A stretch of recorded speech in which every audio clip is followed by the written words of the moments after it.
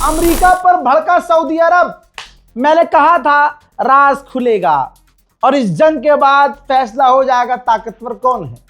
मेरे दोस्तों, सऊदी अरब के ऑफिशियल ने अरब के टीवी पर कोई बयान नहीं दिया है, मतलब कोने कोतले में जाके कोई इन्वेस्टिगेशन रिपोर्ट नहीं है, यह बयान आया है। ये देखिए भाई, न्यूज चैनल पर सऊदी अरब के ऑफिशियल ने बोला कि जब हमने शुरुआत में अमेरिका से मदद मांगी, जब जंग शुरू हुई तो अमेरिका खामोश था। जाहिर सी बात है, खामोश क्यों था मैं ये सऊदी अरब को बता देता हूं। खामोश इसलिए था अमेरिका क्योंकि अमेरिका की ये रिपोर्ट है, अमेरिकियों ने एक्सेप्ट किया है, जो डोनाल्ड ट्रंप के साथी हैं, कि जब ईरान ने पलटवार अरब देशों पर किया तो हम शॉक में थे। डोनाल्ड ट्रंप शॉक में था। ये डोनाल्ड ट्रंप का ट्वीट था कि हम शॉक में हैं कि ईरान ने अरब पर हमला कर दिया, हमारे अरब में जो बेसिस है उस पर हमला कर दिया। जहां अमेरिका सोच रहा था कि नेतन्याहू ने वादा किया है कि ईरान हमला करने लायक नहीं होगा, वहां ईरान ने जब बजाना शुरू किया। ठीक है, तो ये देखिए, अरब ऑफिशियल ने कहा जब हमने अमेरिका से मदद मांगी तो अमेरिका चुप था, खामोश था, पूरे टाइम हम मदद मांगते रहे। लेकिन अब जब हम सब खत्म करना चाहते हैं, सब चीजें लाइन पर लाना चाहते हैं, ईरान से जंग नहीं चाहते हैं, तो अब अमेरिका जहां एक तरफ वो सीज फायर और डील की बातें कर रहा है, तो अब वो चाहता है कि जंग हो। ये कौन कह रहा है? सऊदी अरब कह रहा है।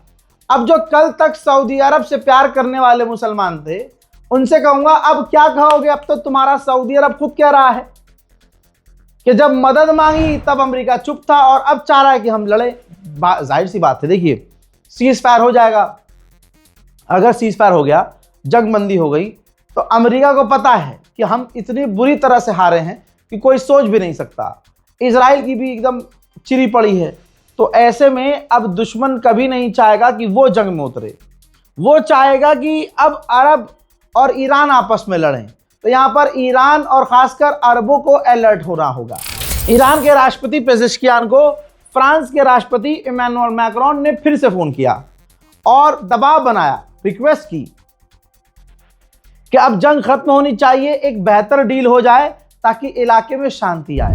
दोस्तों, हमें नहीं पता, लेकिन ये डेटा देख लीजिए, चाइना से एक कार्गो जहाज ईरान पहुंचा है। क्या लेके पहुंचा है वो हम नहीं बता सकते कि रडार है, हथियार है, डिफेंस सिस्टम है, वी डोंट नो। ईरानियन राष्ट्रपति पेजेश्कियान ने ट्वीट किया है और कहा है कि ईरान की हाई लेवल की डेलीगेशन इस वक्त पाकिस्तान में अमेरिका से बात कर रही है। जो भी आउटकम आएगा, जो भी रिजल्ट होगा, वो बेहतर होगा ईरानियों के लिए। और जो हमारी टीम बात कर रही है वो ईरान और ईरान की बेहतरी के लिए बात कर रही है और काफी मजबूती से बात कर रही है, झुक कर नहीं। लीजिए, गुलाबी सुअर ने घूम फिरकर बात मान ली कि वो हार रहा है। ये देखिए, दुनिया की तमाम मीडिया को ये फेक न्यूज कह रहा है।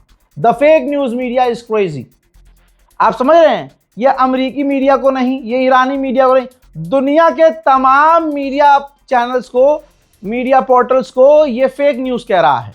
और कह रहा है, ध्यान से समझ लीजिए, कहता है, लिखता है आगे कि अगर तुम फेक न्यूज को सुनोगे तो वहां ईरान जीत रहा है और हम हार रहे हैं। आप समझ रहे हो? इस पूरे पैराग्राफ में यही समझाने की कोशिश की उसने कि हम जो हारे हैं वो हारे नहीं हैं, वो तो बस फेक न्यूज चल रही है, जीते तो हम हैं। और सारी दुनिया छोड़िए, न्यूज देखना भी छोड़ दीजिए, आप अपने मन से पूछिए कौन हारा और कौन जीता। माशाल्लाह, आपके तुरंत मुंह पे आ गया कि ईरान जीता। बात यहां खत्म हो गई। अब ये पागल बुड्ढा गुलाबी सुअर परेशान है कि कोई तो न्यूज चैनल चला दे कि हम जीते। कोई नहीं चला रहा है क्योंकि सबने देखा अपनी आंखों से डोनाल्ड ट्रंप की लाल होते हुए। एक बार फिर से बार बार अमेरिकी मीडिया खेल रहा है। अमेरिकी मीडिया ने कहा कि स्ट्रेट ऑफ हॉर्मुज से 2 वॉरशिप अमेरिका के गुजरे हैं जब से सीज फायर हुआ है और जब से जंग शुरू हुई है। उसके बाद से ईरान ने तुरंत मना कर दिया कि ऐसा है ही नहीं, हम यहां मेहंदी हाथ पे लगाए बैठे हैं क्या।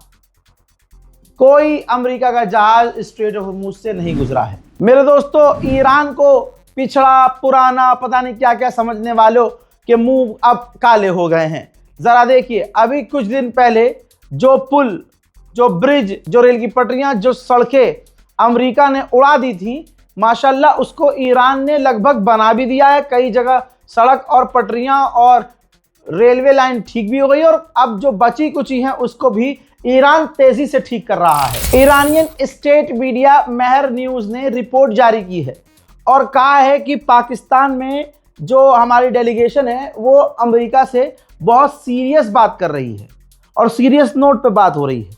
हमारे मतलब की, हमारे पॉइंट्स की बातें नहीं हुई तो ईरान की डेलीगेशन वापस चली जाएगी। मेरे दोस्तों, उधर ईरान के ऑफिशियल ने रशियन मीडिया को बाइट दी है और कहा कि इस बातचीत में भी ईरान का अपर हैंड है, यानी ईरान भारी है, ईरान ही अपनी बात रख रहा है। उधर ईरान ने चाइना के कई टैंकरों को स्ट्रेट ऑफ हॉर्मुज से निकलने दिया है। यह बात बतला रही है, यह खबर से क्लियर हो रहा है कि आज भी स्ट्रेट ऑफ हॉर्मुज पूरी तरह से ईरान के कंट्रोल में है। जो हाल लेबनान का हुआ है, अब वो हाल इराक का होगा। कैसे?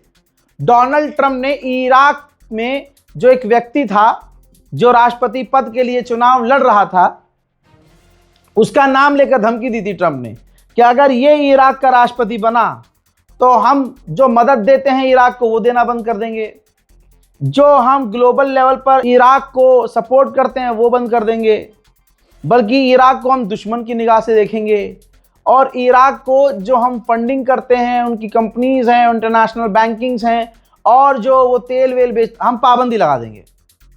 और आखिरकार इराक घुटने पर आ गया। क्या फ़ायदा? देखिए, अमेरिका कहते हैं ना, दूसरे देशों के चुनाव में और इंटरनल मैटर में अमेरिका को नहीं बोलना चाहिए। हमारे भारत ये खुद कहता है कि दूसरे देशों के मैटर में नहीं बोलना चाहिए, लेकिन अमेरिका को देखो, हर देश लेबनान को बर्बाद किया, अब सेम कहानी, डिक्टो सीरिया बर्बाद कर दिया, सीरिया में अपना पालतू बिठा दिया, लेबनान में अपना पालतू बिठाया, अब इराक में आपकी स्क्रीन पर देखिए ये पालतू है। हजरात, introducing the new president of Iraq, Nizar अमीदी।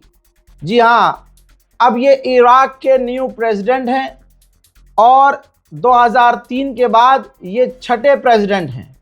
मेरे दोस्तों, ये आदमी डोनाल्ड ट्रंप का पसंदीदा है। अब आपको अगर लेबनान की कहानी पता हो तो आपको क्लियर समझ में आना चाहिए कि अब इराक की बर्बादी तय है, क्योंकि अमेरिका ने अपना पालतू बिठा दिया है इराक। उधर एक नौजवान फिलिस्तीनी को इजराइल के सेटलर्स ने मिलकर कत्ल कर दिया है, पीट पीट कर। लेबनान और इजराइल की डील मुश्किल में पड़ गई है। आज के ही दिन लेबनान का प्रधानमंत्री अमेरिका जाने वाला था इजराइल से डायरेक्ट बात करने के लिए, लेकिन एंड मूवमेंट पर, ये देखिए ट्वीट के जरिए जानकारी आई है, एंड मूवमेंट पर लेबनान के प्रधानमंत्री ने अपना अमेरिकी विजिट कैंसिल कर दिया। उधर हिजबुल्लाह का ड्रोन, ये देखिए हिजबुल्लाह का ड्रोन है, ये जो इराक के, जो इजराइल के अंदर नजर आ रहा है। जी हाँ, ये हिजबुल्लाह का ड्रोन है। ध्यान से देखिए, हिजबुल्लाह का ड्रोन इजराइल के ऊपर उड़ रहा है, जिस ड्रोन को बाद में इजराइल ने मार गिराया है। उधर 250 से ज्यादा लेबनान में नरसंहार करने के बाद इजराइल ने अपने पैरों पर कुल्हाड़ी मार ली है। हिजबुल्लाह के नाम पर उसने हमला किया था। अब ये तस्वीर देखिए, पूरा लेबनान जो कल तक हिजबुल्लाह का सपोर्टर भी नहीं था, आज वो भी हिजबुल्लाह के सपोर्ट में उतर आए हैं। और उन लोगों का कहना यह है कि हिजबुल्लाह मुल्क के लिए, अपनी ज़मीन के लिए लड़ रहा है। हमारी गवर्नमेंट ने, फौज ने क्या ही कर लिया, उनके रहते हुए तो लेबनान की सरजमीन पर इजराइल ने कब्जा किया है। ये हिजबुल्लाह है जो हमें बचा रहा है और अपनी ज़मीन के लिए लड़ रहा है। हम हिजबुल्लाह के साथ हैं। मिडिल ईस्ट के अखबार अल मॉनिटर ने लिखा है कि इजराइल के पास कोई ऑप्शन नहीं है, लेबनान में उसे सीज फायर करना होगा, क्योंकि पूरी दुनिया में बड़े बड़े देश जो हैं उनका, खासकर मिडिल ईस्ट के जो देश हैं, उनका दबाव है नेतन्याहू पर, और सबसे बड़ा दबाव डोनाल्ड ट्रंप का है।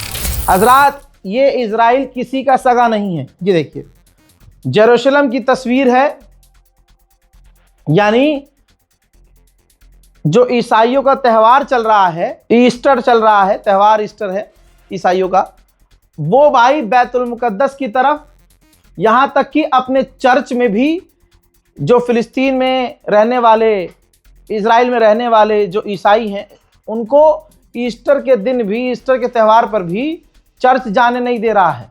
कई इलाकों में ईसाइयों को जाने से रोक रहा है। ये तस्वीर सबूत है दुनिया में, देख लीजिए।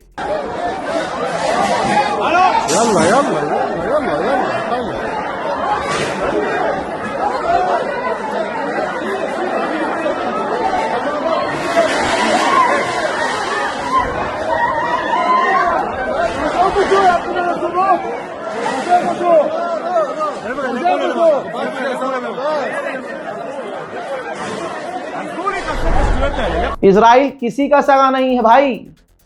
कभी किसी को गलतफहमी हो और जो ज्यादा उसके लिए उछलते हैं, फादरलैंड मानते हैं, तो आज क्लियर कर लो कि फादरलैंड के परदादा हैं ईरान। याद रखना। इस रिपोर्ट को शेयर कीजिए, चैनल को सब्सक्राइब कीजिए। जय हिंद।